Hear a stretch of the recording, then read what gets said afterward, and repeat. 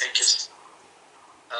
अब मैं आमंत्रित करूंगा डॉक्टर नितिन कुमार को। पहले मैं उनके बारे में कुछ परिचय देना वो करूंगा। तो डॉक्टर नितिन कुमार वर्तमान में बेंगलुरु में स्थित इंटैक्ट कंजर्वेशन इंस्टीट्यूट आईसीआई में उपनिदेशक हैं और इंडियन इंस्टीट्यूट ऑफ हेरिटेज जो कि पूर्व में नेशनल म्यूजियम इंस्टीट्यूट था न्यू दिल्ली में, उसके एलुमनाई भी हैं। वे एंड्रयू डब्ल्यू मेलन फेलो हैं और अंश मैक वर्ल्ड वाइड और यूरेशिया पैसिफिक यूनिनेट फेलोशिप के प्राप्तकर्ता भी हैं। डॉक्टर कुमार नियमित रूप से भारत भर में के संग्रहालयों, शैक्षणिक केंद्रों एवं और विरासत संगठनों के साथ कार्यशालाएं एवं प्रशिक्षण सत्र आयोजित करते रहते हैं।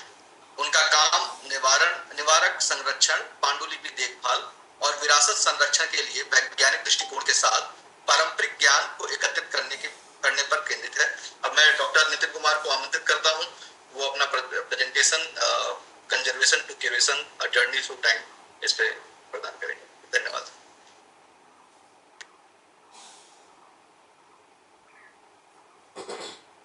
डॉक्टर नितिन कुमार। आप सभी को नमस्कार और इंटरनेशनल म्यूजियम डे का बहुत बहुत शुभकामनाएं, जो कि कल है, बट उसके बारे में आज ही हम लोग चर्चा कर रहे हैं।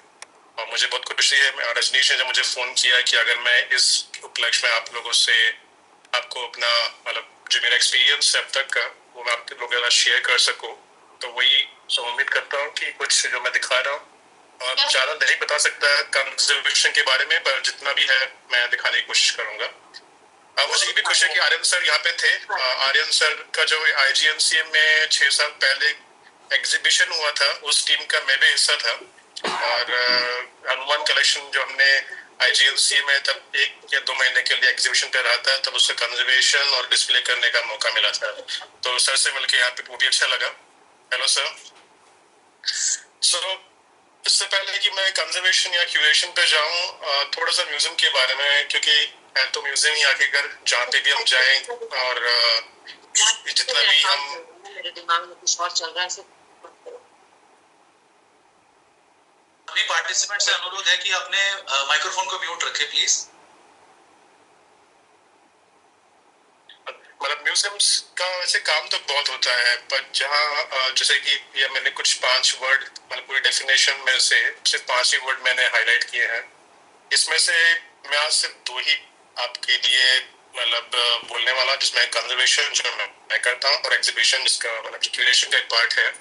बाकी आप समझिए कि क्यों म्यूजियम जरूरी होता है और किस तरीके से ये बाकी जो मैं नहीं बोलने वाला रिसर्चर्स का लेक्स या इंटरप्रेट, वो आप खुद समझ जाएंगे कि किस तरीके से ये महत्व रखते हैं जब आप म्यूजियम में जाके म्यूजियम को देखते हैं और उसमें जो कलेक्शन रखा गया है और किस तरीके से वो आप पर भी प्रभाव डालता है, चाहे वो टेंजिबल हो या इंटेंजिबल तरीके से हो। बट कहीं ना कहीं हमारी जिंदगी ना चाहते या चाहते हुए भी म्यूजियम से कहीं ना कहीं जुड़ी है। म्यूजियम कहने में तो एक इंटरनेशनल वर्ड है, इंग्लिश वर्ड है, पर हमारे हिंदी में उसको संग्रहालय कहते हैं। अगर कोई बता सके कि किस हमारे यहाँ पे सबसे पहला संग्रहालय क्या रहा होगा तो बड़ा अच्छा लगेगा, जाके कोई मैसेज कर सके। खैर उसमें टाइम बर्बाद होगा तो मैं दिखाई नहीं देता हूँ। मैं कहता हूँ कि हमारे जो मंदिर है हमारे, ये हमारा सबसे पहला संग्रहालय है, क्योंकि ये हमारे लिए एक लर्निंग एक सेंटर रहे हैं जहाँ पे मूर्तियाँ भगवान को किस तरीके से पूजा जाए, उनके बारे में लिखावट और कई सारी चीजें हमें मंदिरों से मिली। तो हमारे अलग कहने म्यूजियम नया बड़ा है, बट हमारे लिए जैसे मैंने पहले कहा था, जाने अनजाने में हमारा म्यूजियम आज से कई सदी पहले ही बन चुके थे, जो हमारे लिए एक लर्निंग सेंटर थे, और ये आज तक कंटिन्यू हो रहे हैं। और यहाँ पे हर चीज जो एक म्यूजियम में होती है वो हम यहाँ देख सकते हैं और उसको महसूस कर सकते हैं। चाहे इस तरीके के फिगर्स बनाना, ये महाबलीपुरम से है, तो महाबलीपुरम में ये आप कहें कि चाहे वो गाय का दूध निकालना सिखा रहे हो, और एक लर्निंग रिसोर्स है कि भाई किस तरीके से दूध निकाला जाता है। बाकी कुछ और अगर आप मूर्तियों को देखें तो वहां से भी कुछ पता चलता है कि म्यूजियम या म्यूजियम जैसी जगह जो मंदिर हो सकते हैं या गुफाएं हो सकती हैं, वहां से हमें कैसी कैसी प्रेरणाएं और किस तरीके से हमें सिखाया जाता है। सेम एक ये मंदिर का ही है, पर यहाँ पे मैं आपको दिखा नहीं पा रहा हूँ। यहाँ पे बहुत सारे सुंदर पेंटिंग्स हैं जहाँ पे हमारे पुराने ग्रंथों के बारे में बताया गया है। जैसे रामायण महाभारत की कुछ तस्वीरें, उनके जो उनमें जो अलग अलग कांड हुए हैं, उन उन उनके कुछ एपिसोड्स के बारे में यहाँ पे दिखाया गया है चित्रों के माध्यम से। उसी तरीके से यहाँ पे बहुत सारे हमारे को पुरानी लिखावट मिली है, और जिससे हमें पता चलता है कि क्या क्या हम हमारे पूर्वजों ने क्या क्या हमारे लिए धरोहर छोड़ के गए हैं। तो इस तरीके से मंदिर काफी हमारे लिए संग्रहालय का काम करते रहे हैं। अब मंदिर तो चलिए सदियों पहले थे। अब ये एक तस्वीर है जिसमें महारानी बैठी हुई है। ये फिलहाल जो मैसूर की अभी करंट महारानी है वो है, और आप देख सकते हैं कि महारानी जी के आस इर्द गिर्द कितना सारा कलेक्शन है। कई बारी इनको जो अंग्रेजों ने टर्म दिया था वो था कैबिनेट ऑफ क्यूरियोसिटीज, मतलब क्यूरियोसिटीज, मैं हिंदी नहीं जानता इतनी, तो क्यूरियोसिटीज इस तरीके से था कि जो भी उनको कुछ अच्छा लगता था, या हमारे में भी एक प्रतिक्रिया होती कि हमें कुछ अच्छा लगा और हम उठा के घर में लिया या उसको रख लिया, खरीद लिया। तो इस तरीके से पहले लोग इकट्ठा करते थे, और यही एक दिखाने का मेरा यहाँ पे ये था मकसद कि किस तरीके से महारानी जी ने अपने उस टाइम की आज तक चीजें संभाल के रखी हैं जो काफी पुरानी। और आप देख सकते हैं ये छड़ियाँ और मूर्तियां, किताबें काफी इंपॉर्टेंट रहती है, अपने आप में है। उसी तरीके से आप जो बाई तरफ देखेंगे, ये है आपका एक चर्च के अंदर कलेक्शन है, और दाई तरफ म्यूजियम का है जिनमें कलेक्शन किस तरीके से रखा गया ये दिखाया गया है बाय यूज ऑफ डिजिटल और एक ट्रेडिशनल तरीके से। यार जैसे हिस्ट्री तो हमने देख ली कि मंदिर है, चाहे वो चर्च हो, पैलेसेस हो, हर जगह कुछ ना कुछ अपने आप में एक म्यूजियम के बारे में बताता है। बट म्यूजियम को आज उस नजरिए को हमने बड़ा कर दिया, और बहुत इतना बड़ा कर दिया है कि म्यूजियम अपने आप में जो उसकी डेफिनेशन जो मैंने पहले दिखाई थी उसमें नहीं समा पा रहा है। आज हम म्यूजियम को एक नेशनल इम्पोर्टेंस के प्रतीक में देखते हैं, और उसको समझने के लिए हमें ये देना एक पूरा मतलब पूरी एक कंट्री, एक देश की इतिहास से लेके आज इस समय पे क्या चल रहा है वो सारी चीजें एक म्यूजियम दिखाता है। तो इसीलिए आज का म्यूजियम और कल के म्यूजियम को जोड़ के देखा जाए तो पूरा एक देश बनता है। जैसे कि ये देखिए आप एक छोटा सा जो आपके बाई तरफ है ये वाला जिसमें हाथी है, ये एक छोटा सा डिस्प्ले है। देखने में लगेगा कि बहुत बड़ा एग्जीबिशन है, बट इतने से ये एक छोटे छोटे मिनिएचर्स थे, अपनी मिट्टी में बने हुए हैं। बट ये आज से कुछ 200-300 साल पुरानी मूर्तियां हैं। उसी तरफ अगर आप सीधा पे देखें तो एक आज के टाइम का म्यूजियम किस तरीके से दिखता है, किस तरीके से दिखाया जाता है, उसका एक नजरिया है। तो आप देखिए मंदिरों से हम कहाँ आ गए हैं कि एक छोटी सी चीज को हम बड़ा दिखा सकते हैं, एक ढंग से रखा जाए तो कितना सुंदर लग सकता है। दूसरी तरफ एक म्यूजियम, आज का म्यूजियम पुरानी चीजों को दिखाने के लिए किस तरीके की एक्टिविटीज करता है और किस तरीके से हमारे मतलब बाकी चीजों का इस्तेमाल करता है। और इसमें कई सारी चीजें आ जाती हैं कि क्यूरेशन का पार्ट बहुत चीजें रखती हैं, जैसे आपने किस जगह रखा है, कैसे रखा है, किस किन चीजों का इस्तेमाल किया है। जैसे अभी थोड़ी देर पहले मधुर में जो कह रही थी कि AR और VR का उपयोग किया जाता है, वो यहाँ पे काफी हद तक इस गैलरी में यूज किया गया है। तो आज का म्यूजियम बहुत चीजें दिखाता है। अब आप कहेंगे ये क्या चीज है, बट ये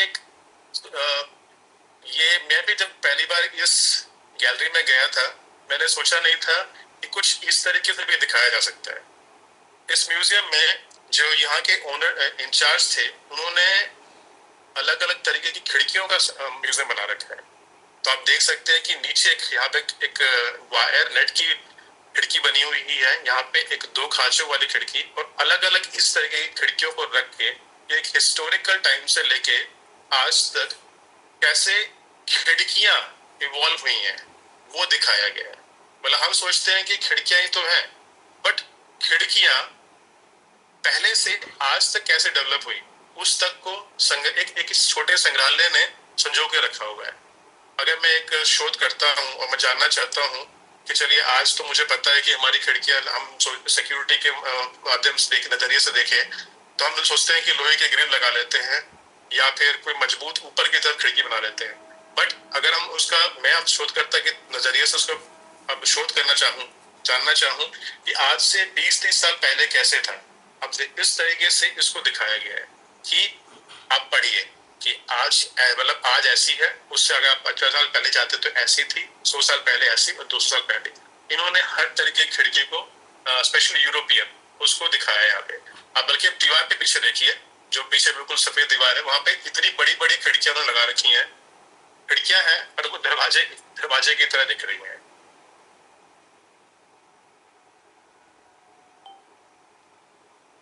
इसके अलावा क्यूरेशन का पार्ट जो है, वो यही नहीं कहता कि आप अंदर पे भी काम करें, अब वो आपसे ये भी कहता है कि बाहर आप कैसे कैसे लोगों को आकर्षित करें। मैं मधुरिमा जी से भी मतलब काफी सहमत हूँ कि कई बार लोगों को लगता है कि म्यूजियम बहुत ही बोरिंग जगह है और वहां पे लोग इतनी जल्दी जाना पसंद नहीं करते। तो आज के टाइम पे यही एक मतलब एक ऐसा टाइम आया है कि म्यूजियम्स अपने आप को बढ़ाने के लिए, अपने आप को ज्यादातर दिखाने के लिए अलग अलग चीजों का इस्तेमाल करने लगे हैं। अब जैसे आप आपने बाई तरफ देखे इस तस्वीर में, यहाँ पे लाइटों का इस्तेमाल किया गया है दिखाने के लिए कि आप हिस्टोरिकल इम्पोर्टेंस, ये आपको एक अट्रैक्ट करता है कि भाई आप अंदर तो आके देखिए, क्योंकि आपने बाहर से सिर्फ बिल्डिंग देखी है और बिल्डिंग अपने आप में एक खूबसूरत चीज है, पर जब आप अंदर आएंगे आपको देखने को मिलेगा कि क्या क्या अंदर आप समझिए कि किस किस चीजों को आपको देखने को मिलेंगे। और ये एक क्यूरेशन का बहुत ही महत्वपूर्ण तरीका है आपको आकर्षित करने का। दूसरी तरफ यही नहीं, अगर आप ये पढ़े कहीं बाहर जाके कि the weapons displayed in this room have been deactivated and turned into a museum object, ये आपको अपने आप में पुकारता है। वो आप सोचेंगे कि ऐसा क्या उन लोगों ने अंदर रख दिया है म्यूजियम के अंदर कि ऐसा स्टिकर लगाना पड़ा। ये एक म्यूजियम है आपका अल्बेनिया के अंदर, जिसमें उन्होंने दिखाया है किस तरीके से वो दूसरे विश्व युद्ध और उसके बाद जो उनकी सरकार रही है, उनसे लड़ने के जो उन्होंने हथियार इजाद किए थे, उनको इस मतलब इस कड़ी को दिखाया उन्होंने कि किस तरीके से वहां की जो जनता है उन्होंने किस तरीके से उसका विरोध किया, और उसको दिखाने के लिए उन्होंने इस तरीके से उसको अपना एक डायरेक्शन दिया कि दिखाया कि बाहर ऐसे स्टिकर लाके कि आप आए के देखिए तो सही कि हमने क्या क्या झेला है, हमने उस टाइम पे क्या क्या किया है। तो क्यूरेशन एक है, लेफ्ट साइड पे आप जो देख रहे हैं कि किस तरीके से बिल्डिंग आपको बुला रही है, दूसरी तरफ आप जो देख रहे हैं वो आपको ये बता रहा है कि आप देखिए कि हम आपको क्या दिखाना चाहते हैं अंदर। खैर, कलेक्शन हर जगह है, चाहे वो मंदिर जो मैंने दिखाया आपको, चाहे वो आपका म्यूजियम्स हो या आपके पैलेसेस हो, सबके पास अपना अपना कलेक्शन है। आपने आर्यन सर की भी वीडियो देखी, उनका कलेक्शन के बारे में उन्होंने बताया, चंबा रुमाल, पेंटिंग्स, उनकी जो हनुमान पेंटिंग्स है, वुडन कलेक्शन है। कलेक्शन हर जगह आपको मिल जाएगा।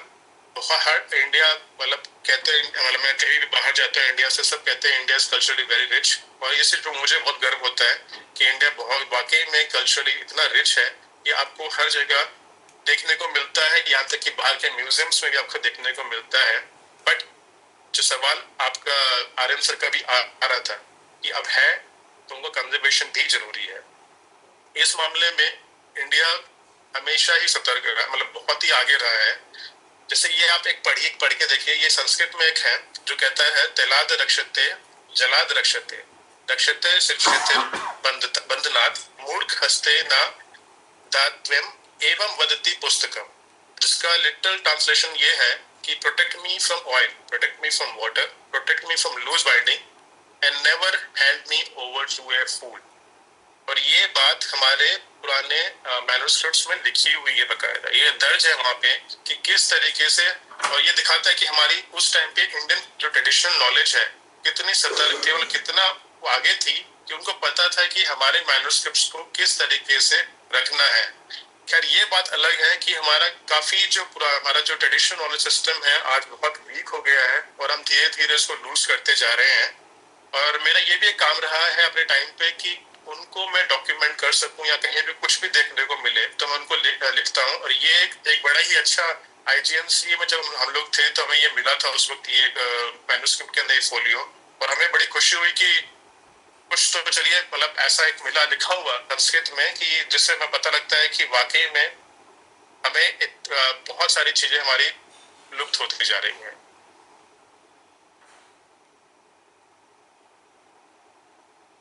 उसी तरीके से ये पामलेट मैन्युस्क्रिप्ट्स हैं, जब इनका संरक्षण होता है, इनसे हमें इनमें लिखा हुआ में मिला है बकायदा कि कैसे हमें इसको रखना है। ये बताते हैं कि आप साल में एक बार ही हमें खोलिए, हमें धूप दिखाइए, हमें कभी भी पानी में मत डालिए, और हमें मतलब यहाँ तक कि ये भी लिखा हुआ है इनके अंदर कि हमें तेल से नहलाइए। मतलब ये से मतलब ये नहीं है कि आप सरसों के तेल में डिबो दीजिए, इसके लिए अलग अलग तरीके के तेल है और उन चीजों को इन पे लगाया जाता है। अब आप ये देखिए, ये तस्वीर देखिए, इसमें एक इस तरफ नीचे आपका सीधे हाथ पे नीचे की तरफ एक लकड़ी दिख रही है। ये जब एक म्यूजियम मैंने विजिट किया तो उन्होंने मुझे बताया कि ये एक ट्रेडिशनल मतलब वो कुछ आयुर्वेदिक लकड़ियां हैं जो अपने वो म्यूजियम के कलेक्शन में डालते हैं। और मुझे हैरानी तब हुई जब जब मैंने ये देखा कि हलमारी में लकड़ी है मौजूद और यहाँ पे कीड़े नहीं लगे। यानी कि इस लाइब्रेरी को आज मतलब इनको ये नहीं पता कि क्यों रखना है, पर इनको ये पता है कि ये रखना है। जब इसको टेस्ट किया गया तो मतलब मैंने टेस्ट इस तरीके से किया कि पता करने की कोशिश करी कि लकड़ी है किस चीज की। तो मुलेठी शायद सभी जानते होंगे, मुझे नहीं पता था कि मुलेठी का इस्तेमाल इस तरीके से भी किया जाता है, और ये मुलेठी को जा जाके हर जगह रख देते हैं। और खैर इसमें मुझे कहीं भी कीड़े नहीं मिले, तो इससे ये भी मालूम होता है कि वाकई में कंजर्वेशन उस समय का आज तक चल रहा है। अब मैं ये नहीं दिखाना चाहता कि हम आगे थे या ये पीछे थे, क्योंकि हम भी इनसे आज सीख रहे हैं और ये हमसे सीखते हैं कि ट्रेडिशनल सिस्टम किस तरीके से काम करता है, और हम इनसे सीखते हैं कि लेटेस्ट जो टेक्नोलॉजी क्या चल रही है। पर एक समय था कि तब इस तरीके का संरक्षण भी सही कहा जाता था, क्योंकि आगे नहीं बढ़े टाइम में। आगे वो टाइम ऐसा था कि ये उस टाइम का सही संरक्षण था। टाइम से हर चीज बदलती रही। पर अब संरक्षण की बात कर रहे हैं, संरक्षण करना ही क्यों है? जब मैं कहीं जाता हूँ मुझे कई बार इस तरीके से कलेक्शन मिलता है और कहा जाता है कि आप इसका संरक्षण कर दीजिए, पर हमें लगता है कि हम शुरुआत ही कहाँ से करें, क्योंकि कलेक्शन तो है बट अब ये नहीं पता कि कौन सा पीस कहाँ जाएगा, कौन सा टुकड़ा कहाँ जुड़ेगा या कौन सा कहाँ नहीं जुड़ेगा, या वाकई में ये कलेक्शन का पार्ट है कि भी नहीं है। क्योंकि कई बार इसमें ट्यूबलाइट, बल्ब, रस्से, पुराने कपड़े, अब ये नहीं पता वो पुराना कपड़ा कलेक्शन का पार्ट है या नहीं है, इस तरीके से मिलते हैं। और ये एक पूरी कहानी हमें एक वैसे भी कंजर्वेशन करते वक्त एक ऑब्जेक्ट पे अभी 10-15 मिनट भी लग सकते हैं, वहां कई बार हमको 10 साल तक लगते हैं ऑब्जेक्ट पे काम करने के लिए। मुझे मेरी जो लास्ट हमारी सबसे बड़ी पेंटिंग आई थी, हमें उसमें लगे थे 5 से 6 साल। तो आप समझ सकते हैं ऐसे में ये कलेक्शन मेरा मतलब सिर्फ ये कलेक्शन की बात नहीं है, मैं इंडिया की बात करता हूँ। तो इंडिया में जब इतने कलेक्शन है तो कितना उसमें समय लगेगा। कई बार इस कंडीशन में मिलते हैं कि आप इनको ठीक करिए, आप देख सकते हैं मूर्ति की क्या हालत है। आप छोटा सा काम कर सकते थे, उसकी कुछ छतरी या कुछ लगा सकते थे, बट नहीं, आपने उसको वेट किया कि वो इस कंडीशन तक पहुंच जाए। दूसरी तरफ एक पेंटिंग है जिसमें आप देख सकते हैं लेफ्ट राइट में ये जो लेडी की जो फोटो है, एक तरफ बिल्कुल साफ है और दूसरी तरफ इतनी गंदी है कि आप सोच नहीं सकते कि हमें इस क्लीनिंग इस इतने लेवल पे आने के लिए हमें कितने केमिकल टेस्ट करने पड़े और कहाँ तक जाना पड़ा। ये जामिनी रॉय जी की बहुत एक फेमस पेंटिंग है। इसमें जब हमारे पास ये पेंटिंग आई, हम भी हैरान थे कि कैसे कोई व्यक्ति इतनी इंपॉर्टेंट पेंटिंग को इस लेवल तक लेके आ सकता है। और संरक्षण कहता है कि आप करिए, कोशिश तो कर सकते हैं। तो कोशिश हमने करी, हमें इसमें कुछ 3 या 4 महीने लगे इसको साफ कर, इसको उसके कंडीशन पे लाने के लिए। तो कई बार घर भी महसूस होता है, बट आप देख सकते हैं। और इसका जो रिजल्ट आया था वो ये था, अचीव कर पाए तो फाइनली वापस अपनी जगह जहाँ पे बंद की थी गई और सुंदर लगी। उसी तरीके से ये एक म्यूजियम कलेक्शन है। जब हमने इसको कंजर्व किया उसके बाद इसकी कंडीशन ये थी। आप क्रैक देख सकते हैं इसमें है, बट इससे तो बेहतर ही है मैं कह सकता हूँ। नेक्स्ट आपको देख सकते हैं सीधे हाथ पे पेंटिंग पूरी कंजर्व कर दी गई है, और ये हमारे कुछ स्टेप्स होते हैं कि हमें मिली इस तरीके से थी। और लेफ्ट हैंड पे जो टॉप साइड इमेज है लक्ष्मी जी, जो ये रवि वर्मा जी का प्रिंट है ओलियोग्राफ, ये हमें इस कंडीशन में मिला था पीसेस में। ये हम जब उसको आधा काम कर चुके तो, और ये पूरा होने के बाद उसी तरीके से यहाँ पे हम लोग राइट टू लेफ्ट जाएंगे।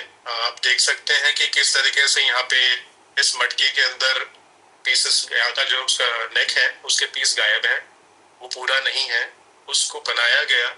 और उसको बनाने के बाद उसको उसके ओरिजिनल सरफेस से मैच किया गया, और उसके बाद ही ये संरक्षण में रखने के लिए तैयार हो पाया। अब संरक्षण ये नहीं है कि आप कहीं भी कर सकते हैं, संरक्षण के लिए प्रॉपर लैब होती है। तो ये हमारा एक छोटा सा सेटअप है, और यहाँ पे आप देख सकते हैं कि किस किस साइज की पेंटिंग आई हुई है। जो मैंने आपको दिखाया वो बहुत अभी छोटे वर्क्स थे। हमारे पास कई बार इतनी बड़ी पेंटिंग आती है कि कई बार हमारी लैब छोटी पड़ जाती है, और ये बहुत समय लेने का मतलब एक समय खाने वाला एक एक्टिविटी है। आप सबसे यही चाहूंगा कि आप लोग सोचिए कि म्यूजियम बहुत सुंदर है, देखने में सुंदर है, कलेक्शन बहुत सुंदर लगता है, बट वो सिर्फ एक म्यूजियम के कलेक्शन का सिर्फ 5 से 10% दिखाता है। बाकी 80 to 90% आपका हमेशा स्टोरेज में रहता है। आपसे ये निवेदन करता हूँ कि आप अपने कलेक्शन को, क्योंकि आप रिसर्च कर रहे हैं सीसीआरटी के माध्यम से हर जगह, आप उसको अपने कलेक्शन को ठीक से रखें। आप उस पर जबरदस्ती कुछ उल्टा सीधा करने की कोशिश ना करें। अगर आपको लगता है कि आप उसको संभाल सकते हैं तो बहुत अच्छी बात है, नहीं कर सकते तो आपसे ये निवेदन है कि आप जरूर किसी से कंसल्ट कीजिए कि इसमें मैं क्या कर सकता हूँ। अपने आप करने की कोशिश मत कीजिए, क्योंकि कई बार इसमें हमारा पूरा इतिहास वो खत्म हो जाता है और उसके बाद पता नहीं चलता कि हमने क्या खो दिया। अब आज के क्यूरेशन जब हमारा जब इतना करने के बाद यहाँ इस तरीके से डिस्प्ले किया जाता है, जैसे आप जो लेफ्ट साइड पे इमेज देख रहे हैं, ये एक टेक्सटाइल ये सिस्टम ऑफ एग्जीबिशन है जिसमें म्यूजियम्स में इस तरीके से दिखाया जाता है। और राइट साइड में जब इमेज देख रहे हैं, ये एक ऐसा चलता फिरता स्टोरेज है जिसमें आप जा सकते हैं और कलेक्शन को देख सकते हैं। जो मैंने कुछ साइड पहले आपको एक स्टोरेज दिखाया था कि किस कंडीशन में मिलता है, उसके बाद इस कंडीशन में हमें अपने म्यूजियम्स को इस कंडीशन में देना होता है। और उसी तरीके से ये हमारी टीम है जिन्होंने इस कलेक्शन पे काम किया था। ये बहुत ही इम्पोर्टेंट सिरामिक कलेक्शन है। वर्ल्ड वॉर 2 में जो किसी कंट्री के सोल्जर्स ने इनको सारा कलेक्शन को पूरा तबाह कर दिया था। अभी ये ऑनगोइंग प्रोसेस है, क्योंकि ये आज हम लोग इसको आज भी एक साथ लेके आके उनको जोड़ने की कोशिश कर रहे हैं, बट ये अपने आप में दर्शाता है और बताता है कि उस कलेक्शन ने क्या झेला हुआ है। तो ये बताता है कि आप वर्ल्ड वॉर 2 में इस कलेक्शन के साथ क्या हुआ। और आप पीछे देख सकते हैं ये पूरा जो पीछे पेंटिंग है वो खत्म हो चुकी है दूसरी तरफ, और ये एक अपने आप में एक एग्जीबिशन है, डिस्प्ले है, और ये बिल्कुल सही है। दूसरी तरफ आपका सीधे हाथ तक देख सकते हैं कि ये एक ट्राइबल म्यूजियम का पार्ट है। उन्होंने दिखाया है कि किस तरीके से मटकों को रखा जाए, और इस म्यूजियम पे मैंने भी काम किया, ये अल्बेनिया से है। यहाँ पे भूकंप आया था और इस बिल्डिंग को काफी अच्छा खासा नुकसान हुआ था, बट फाइनली इसको अपनी मतलब बिल्डिंग ठीक हुई और इन कलेक्शन को अपनी जगह वापस मिल सके। अब ट्रेडिशनल कंजर्वेशन और क्यूरेशन साथ साथ चलते रहते हैं, दोनों एक दूसरे के पे भरोसा पूरा रखते हैं। और क्योंकि हम कंजर्वेटर्स कभी भी आगे आके काम नहीं करते, हमेशा पीछे बैकग्राउंड में काम कर रहे हैं। आप हमें कभी नहीं देखेंगे, हम लैब में हमेशा बसे रहते हैं। दूसरी तरफ आज के टाइम पे जो मधुरी जी बता रही थी, आज के म्यूजियम्स इस तरीके से डेवलप हो रहे हैं, जो आप देखते हैं कि AR और VR काफी आगे जा चुके हैं, और इनका वेलकम है। ये बहुत ही आपको मतलब थोड़ी जगह में जितना इंफॉर्मेशन ये दे सकते हैं वो शायद ट्रेडिशनल ना दे पाए, बट ट्रेडिशनल आपको ये दिखा सकते हैं कि वो क्यों जरूरी है और आपका जो भी इतिहास है वो कहाँ से आया है। आप इसके साथ जैसे ये आपका है, ये है आपका डिजिटल रिकंस्ट्रक्शन, जो एक मिस्टर प्रशांत पवार जी हैं महाराष्ट्र से। ये बहुत ही एक मानवीय हस्ती हैं।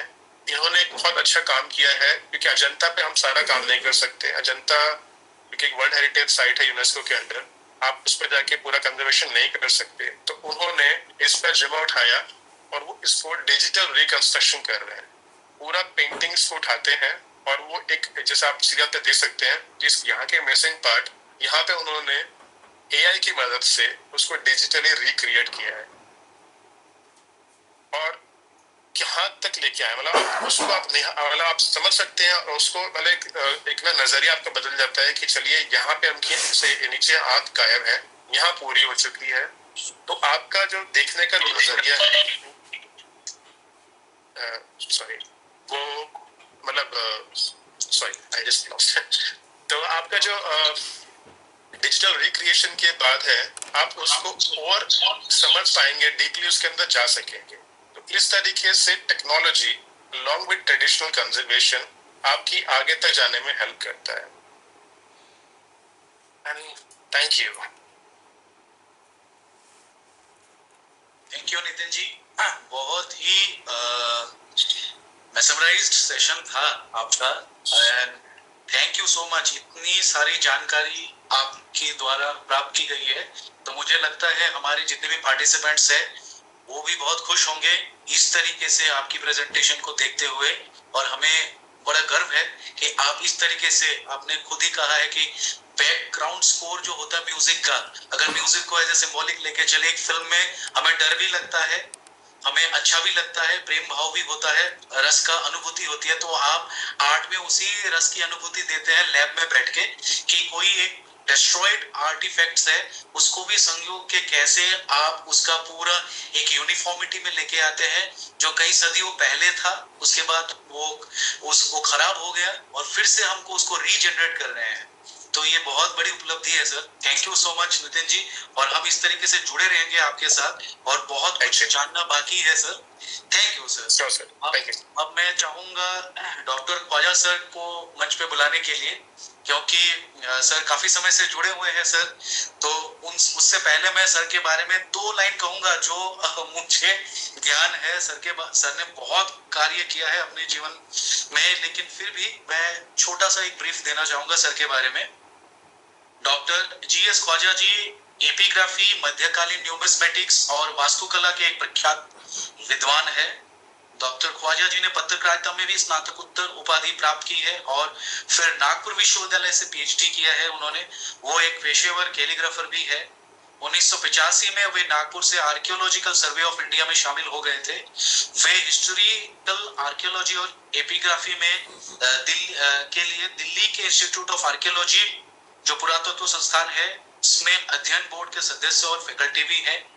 तो इस प्रकार से उन्होंने काफी सारे कार्य किया है जो म्यूजियम से भी रिलेटेड है, हम ऐसे कह सकते हैं।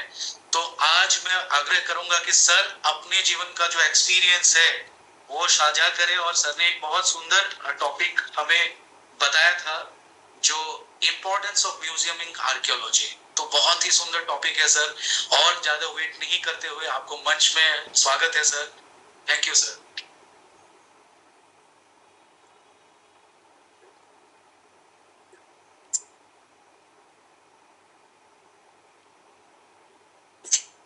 ख्वाजा सर के बारे में कुछ बताना चाहूंगा जी।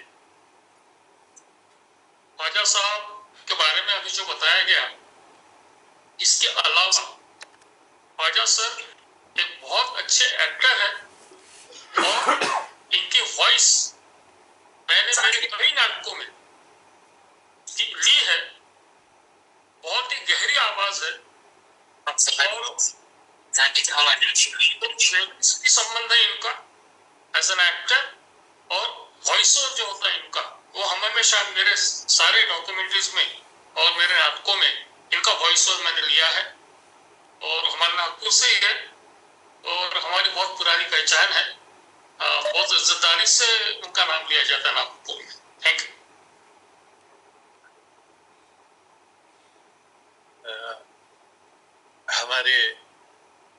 जैन साहब जो मेरे मेंटर भी हैं, और CCRT के डायरेक्टर, डिप्टी डायरेक्टर्स और सम्मानीय अधिकारीगण, और ख़ास तौर से हमारे जो रिसर्च फेलोज हैं, स्कॉलर्स हैं, मैं उनको संबोधित करना चाहता हूँ कि भारतीय पुरातत्व सर्वेक्षण में 30 साल गुजारने के बाद मैंने ऐसी बहुत सारी चीजें देखी हैं कि जिनको मैं आपसे साझा करना चाहता हूँ। मेरा विशेष काम तो एपिग्राफी है, अभिलेख और सिक्कों का अध्ययन, लेकिन म्यूजियम एक ऐसा संस्थान है जो हमारी खुदाई की एंटिक्विटीज, इंस्क्रिप्शंस, कॉइन्स, पेंटिंग्स, सब कुछ हमारे नई जनरेशन को पहुंचाता है। हम कुछ चीजों को वहां जाके, जैसे मोहनजोदारो हड़प्पा में हम नहीं जा सकते, हम कालीबंगन में नहीं जा सकते, हम श्रीकोटड़ा में नहीं जा सकते, हम बहुत सारे लोथल नहीं जा सकते। उन तमाम चीजों को डायरमा के फॉर्म में आपके म्यूजियम में दिखाते हैं।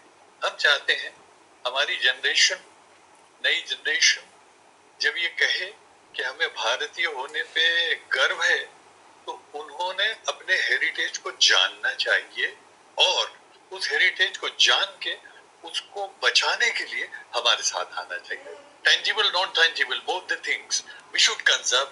When we say that we are proud of our heritage, so why don't you come with us?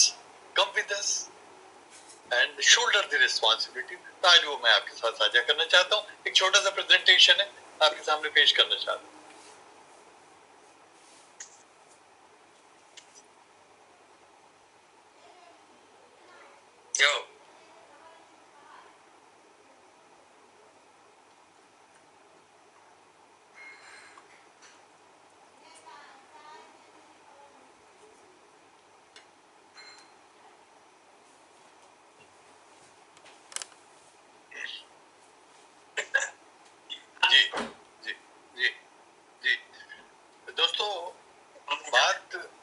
बात यहाँ से शुरू करता हूँ मैं कि आज के दिन वर्ल्ड म्यूजियम डे को मना रहे हैं हम, जो 18 को है लेकिन हम 17 को मना रहे हैं। उसमें मैं अपनी शुभकामनाएं आपके सामने पेश करता हूँ और फिर हम आगे बढ़ते हैं कि म्यूजियम क्या चीज है।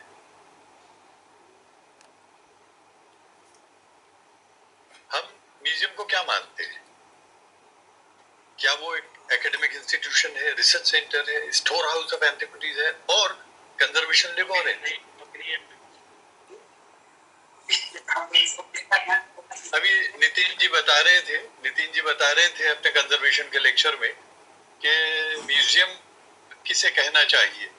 तो अपने नई जनरेशन के लिए मैंने इसकी डेफिनेशन ढूंढी है कि हेलो, मेरी आवाज आ रही है? आ रही है सर, आ रही है। One of the goddesses of Greek mythology. There are 9 daughters of Zeus and Mnemosyne. Participants are requested to mute the microphone, please. Please. Padmanabh ji, please आपका माइक्रोफोन ऑफ कीजिए। Sir please continue sir. जी। तो मैं अपने audiences से बता रहा था कि ये 9 बेटियां हैं ज़्यूस की और निमोजाइन की। निमोजाइन हमारी बुद्धि और याददाश्त की देवी है। तो म्यूज की डेफिनेशन ये की गई है कि किसी चीज के अध्ययन में आप एब्सॉर्ब हो जाएं या मेडिटेट करें। अब दुनिया में बहुत सारे म्यूजियम्स हैं।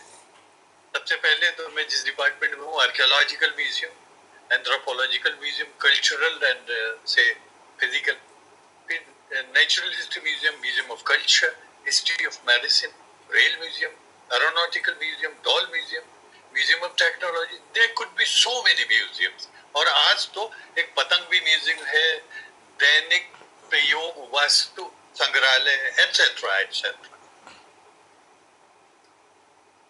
अब museum educates, trains, provides technical know-how, creates scientific temperament in a person, creates awareness, develops knowledge about life, and you can peep into your past with this window of museum.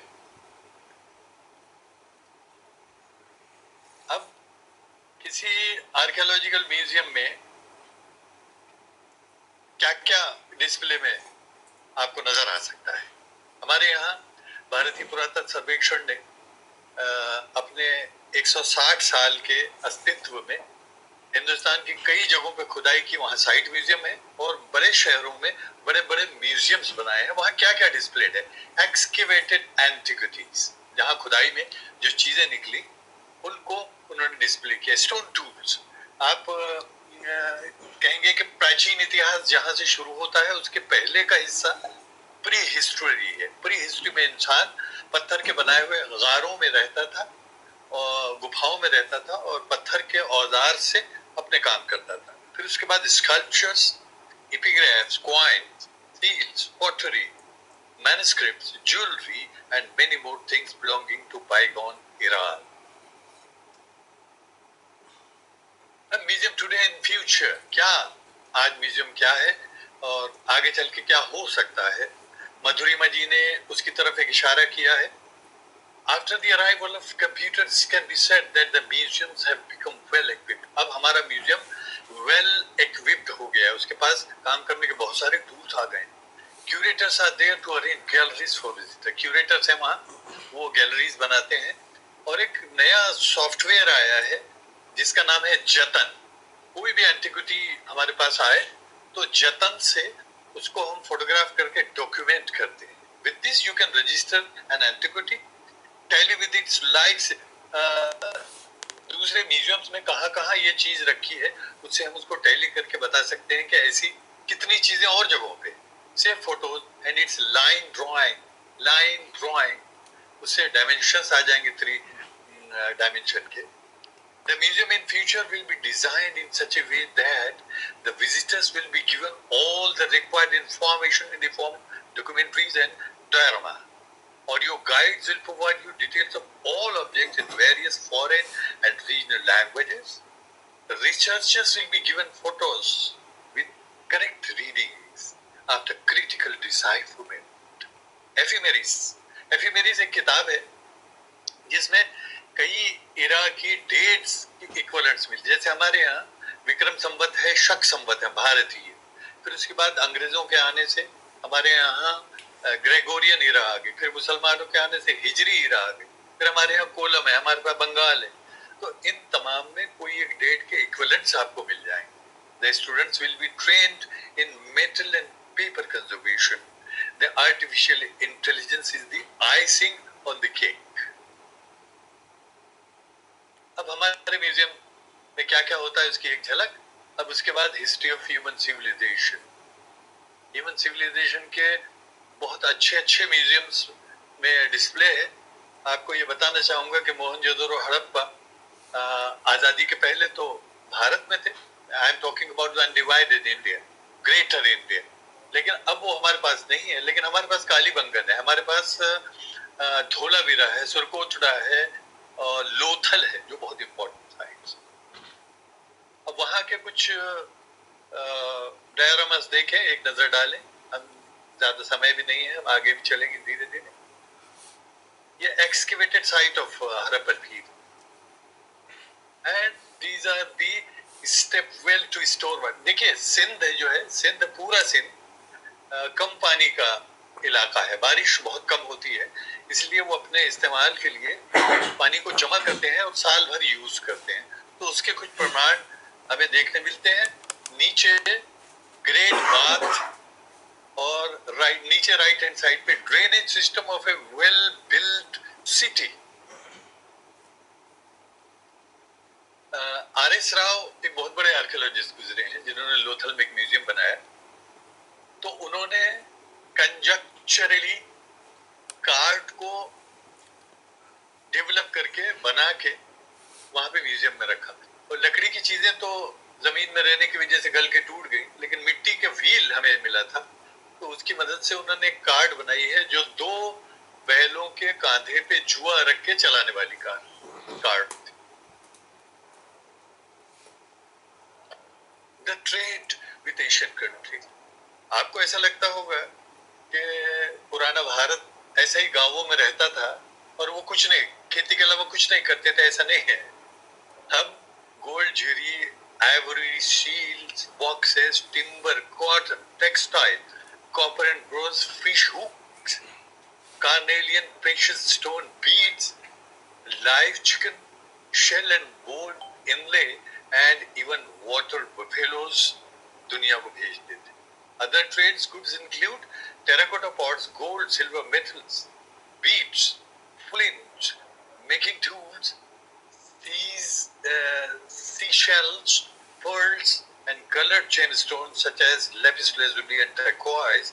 There was an extensive maritime trade network operating between Harappa, Mesopotamia and civilization. अब हरप्पन की pottery देखिए कितनी fine pottery है, उसकी shape, उसकी नेक, उसका bottom. Carnelian beads from Harappa. कभी आपने सिल्क रूट्स का नाम सुना होगा, सिल्क रूट्स। तो राइट फ्रॉम चाइना, अभी आपने जो देखा कि वहां पे ग्रेट बुद्धा की मूर्तियां थी बामियान में, तो वहां से गुजर के कश्मीर के ऊपर से इटली तक कारोबार होता था। तो कुशाना सिक्कों की कल्पना हमें दूसरे देशों के सिक्कों से मिली जब हमने दोनों तरफ लीजेंड्स रख के सिक्के बनाने शुरू किए। ये हरप्पा का प्रीस्ट है और राइट हैंड साइड में एक स्केलेटन को दफन किया गया है, जो कब्र में स्केलेटन हमको मिला। अब एक काल्पनिक चित्र है एक नगर का, और उस नगर में एक डॉकयार्ड है लोथल में, जहां से कश्तियों में माल भर के हम खम्बायत ले जाते थे और वहां बड़े जहाजों में लाद के उनको बाहर देशों में भेजते।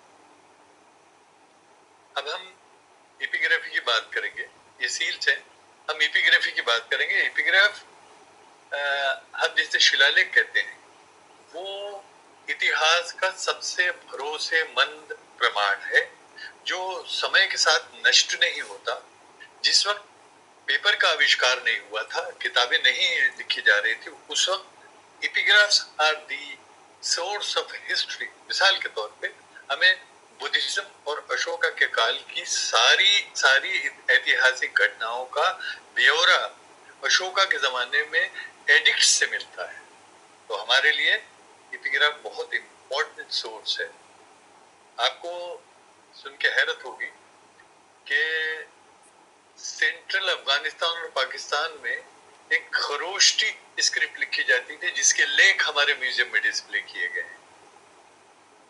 ये लिपि दाहिने हाथ से बाएं हाथ की तरफ लिखी जाती थी। खरोष्टी उसका नाम इसलिए पड़ा कि ये खर यानी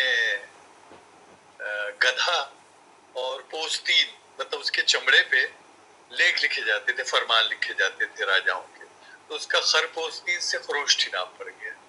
फिर थोड़े दिनों के बाद ये भाषा लुप्त हो गई, लेकिन उसके लेख हमें अभी तक मिलते हैं। सारनाथ का पिलर का इंस्क्रिप्शन देखिए, फेमस गिरनार एपिग्राफ, और ये वो लेख है जो शहबाजगढ़ी एडिक्ट है एम्परर अशोका का।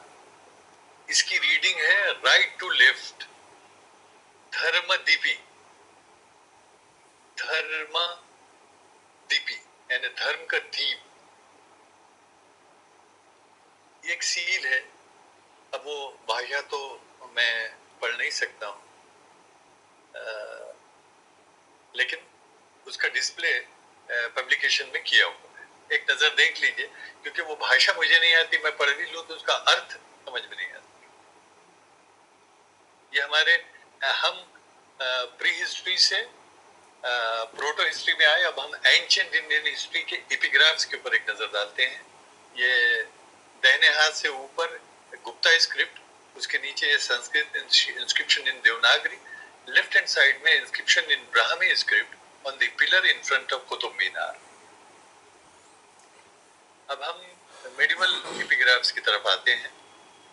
यहाँ से बात शुरू होती है कुतुब मीनार से। कुतुब मीनार के ऊपर बहुत बड़े साइज के अरबी भाषा में लेख लिखे हैं, जिसमें इसके बनाने की तारीख, किसने बनाया, उस राजा का नाम इसके ऊपर लिखा है। ये दिल्ली की जामा मस्जिद है जिसकी मेहराब में बहुत खूबसूरत सुंदर सुलेखन कला में मार्बल में ब्लैक स्टोन से लिखे हुए एपिग्राफ्स हैं जो अपनी तरीके के बहुत ही अद्भुत और कहीं न पाए जाने वाले। ताजमहल का ये लेख सारी दुनिया में मशहूर है कि उसके चारों दरवाजों पे कुरान शरीफ की आयतें बहुत खूबसूरत लेखन कला से लिखी गई। केवल पत्थरों पे नहीं बल्कि बर्तनों पर भी कैलीग्राफी हुआ करती थी। ये एक सूफी संत का कमंडल है। इंस्क्रिप्शन तलवार की ब्लेड पर भी होते थे, तोप पर भी होते थे और उसके ऊपर राजा का नाम और तोप का नाम लिखा जाता था, कहाँ ढाला गया उसकी डेट लिखी जाती थी। और कॉइन्स पे जैसे कि मैंने आपसे कहा कि हमने ग्रीक और रोमन राजाओं के सिक्के देख के कुषाण राजाओं ने पहली बार देखा कि सिक्के के दोनों तरफ हमारे लीजेंड हो सकते हैं।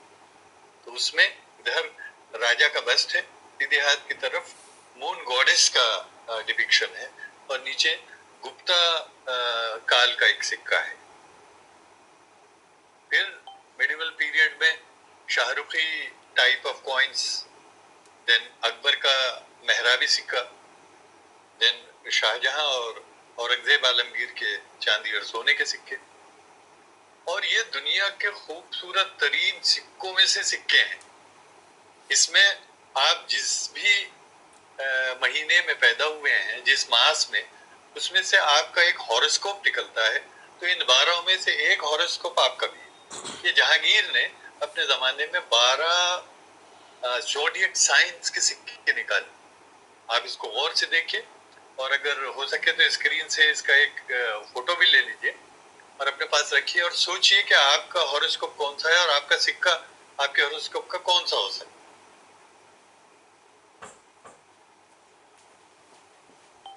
अब हमारे यहाँ आप जानते हैं कि हैदराबाद एक स्टेट थी, वहां के 7वें निजाम ने मशीन मिंटेड एक सिक्का निकाला जिसके अंदर कैलीग्राफी से अपना नाम लिखा।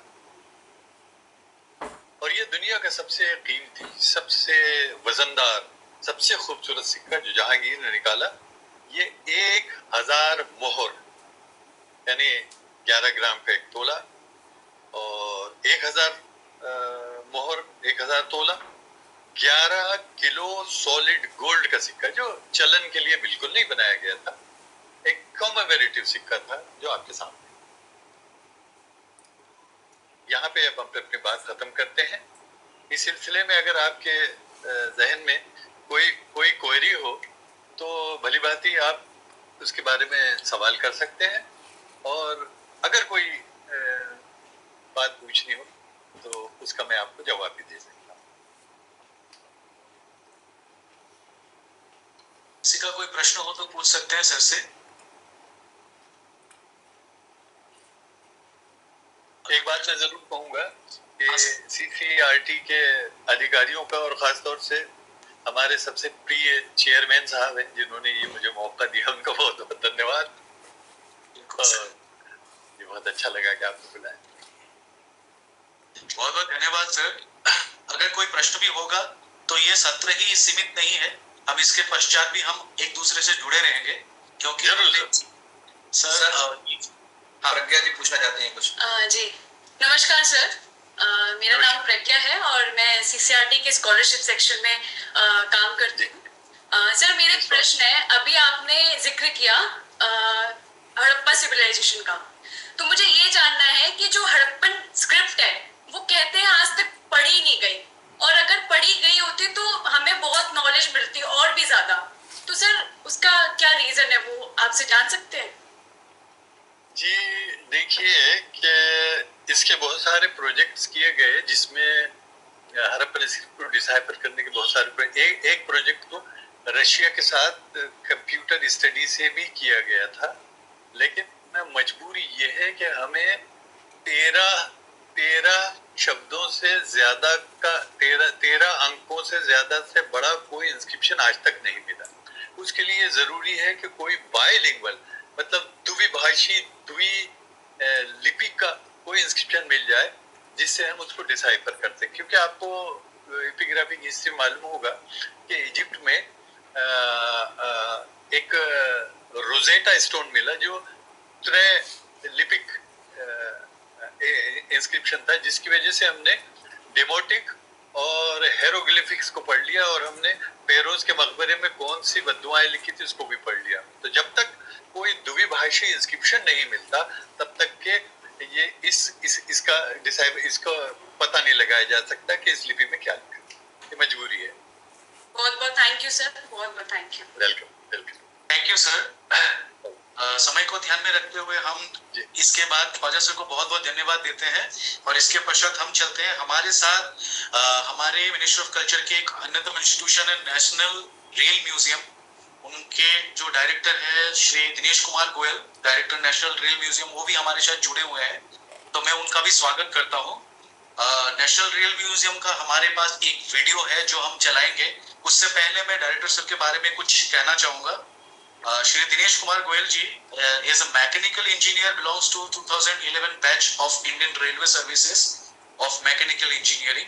He completed his BTech Mechanical from MBM Engineering College, Jodhpur, Rajasthan. He served at various posting in South Central Railways like Assistant Divisional Mechanical Engineer in Diesel Shed, Kazipet, Divisional Mechanical Engineer in Guntal Division, etc. Further, he worked as Joint General Manager in DFCCIL and gained experience in public-private partnership project of railways. He is having an experience of more than 10 years in the field of railway, rolling stock operation and maintenance and PPP projects. तो Dinesh sir का बहुत बहुत स्वागत है। Dinesh sir सुन पा रहे हैं sir? जी बहुत बहुत धन्यवाद, मैं सुन पा रहा हूँ सर जी। नमस्कार। हमारे पास आपकी इंस्टीट्यूशन का वीडियो आ चुका है, लेकिन उससे पहले हम चाहेंगे कि आप अपने इंस्टीट्यूशन के बारे में 2 शब्द कहें सर। मैं सबसे पहले तो CCRT के डायरेक्टर एंड डिप्टी डायरेक्टर और सभी अधिकारियों का बहुत बहुत धन्यवाद करता हूँ और सभी को इंटरनेशनल म्यूजियम डे की शुभकामनाएं देता हूँ। ये वेबिनार एक काफ़ी नॉलेज शेयरिंग वेबिनार है जहाँ पर हम सबको जो लर्नेड स्पीकर्स हैं उनसे काफ़ी कुछ जानने को और सीखने को मिला। मैं सभी का बहुत बहुत धन्यवाद करता हूँ। मैं थोड़ा सा नेशनल रेल म्यूजियम के बारे में बताना चाहूँगा। यहाँ पे नेशनल रेल म्यूजियम पब्लिक के लिए ओपन हुआ था 1 फरवरी 1977 को। तो करीब 48 साल हो गए हैं नेशनल रेल म्यूजियम को स्टार्ट हुए और यहाँ पर रेलवे के जो विभिन्न स्टीम इंजन्स हैं, डीजल लोकोमोटिव्स है, इलेक्ट्रिकल इंजन्स हैं, राजा महाराजाओं के और जो ब्रिटिशर्स थे उनके सलून्स हैं। इसके अलावा रेलवे की हिस्ट्री के बारे में इसमें बताया गया है। तो it is more like a industrial heritage which showcase the history of lifeline of India, that is Indian Railways. So मैं आप सभी से निवेदन करूँगा कि जिन्होंने भी नेशनल रेल म्यूजियम को विजिट नहीं किया है वो नेशनल रेल म्यूजियम जरूर विजिट करें और करीब 170 साल का जो हमारा इतिहास है रेलवे का उसे वहाँ पे जाके जाने। मैं बस 2 शब्द कहना चाहूँगा। यहाँ पे वैसे तो बहुत ही लर्नेड स्पीकर है बट मैं अपना जो एक्सपीरियंस है म्यूजियम के बारे में उसके बारे में बस 2 बातें कहना चाहूँगा। पहली बात कि museums are custodians of the heritage items but it is a responsibility of each and everyone, because sometimes we think that the responsibility of conservation, preservation of the artifacts lies with the museum, but I believe that it is a responsibility of everyone. Otherwise, the things will get lost, and those who have interested, because of them, today's museums are surviving. And the second thing that the core idea of museums is its exhibits. अगर museum के exhibits नहीं होंगे तो museum का भी कोई स्वरूप नहीं रहेगा, बट म्यूजियम के स्वरूप को निहारने के लिए उसका क्यूरेशन और एक हिस्टोरिक क्रिएशन बहुत ज़रूरी है। अदरवाइज वो म्यूजियम जैसा कि हमारे कलीग ने भी बीच में कहा था कि वो एक बोरिंग जगह बन के रह जाएगी, इसलिए आज की जो म्यूजियम है वो टेक्नोलॉजी का इस्तेमाल करते हुए, AI, VR इनका इस्तेमाल करते हुए एक स्टोरी लाइनअप और एक क्रिएटिविटी उसमें ऐड करते हैं और म्यूजियम को पब्लिक के लिए इंगेजिंग बना देते हैं। वो बहुत महत्वपूर्ण है, बट साथ में इस चीज़ का भी ध्यान दिया जाए कि उसका जो असली स्वरूप है वो उसके एग्जिबिट्स ही हैं। The all other things are just like adding a cherry on the cake. Thank you. आप इसके बाद नेशनल रेल म्यूजियम का एक शॉर्ट क्लिप है जो म्यूजियम का एक वर्चुअल टूर कराता है, उसको हम आगे कंटिन्यू करेंगे। धन्यवाद। बहुत बहुत धन्यवाद दिनेश जी। इससे पहले मैं वीडियो आप चलाए हेमंत जी, उससे पहले मैं सभी पार्टिसिपेंट से अनुरोध करूंगा, आपके चैट बॉक्स में एक लिंक दिया हुआ है, गूगल फॉर्म लिंक, जो आप बिल्कुल जितने भी पार्टिसिपेंट्स हमारे हैं उनको रिक्वेस्ट है कि वो फिल करें ताकि हम लोग एक ई-सर्टिफिकेट जनरेट कर पाए आप सभी के लिए। वो एक चिन्ह होगा कि इस प्रोग्राम में आप लोगों ने पार्टिसिपेट किया और कुछ हम लोग ये डिस्कस कर पाए, और इससे आगे जो है उसका एक सिंबॉलिक तौर पे एक सम्मान हमारी CCRT की तरफ से है। तो आप सभी से अनुरोध है कि वो जरूर फिल कीजिएगा।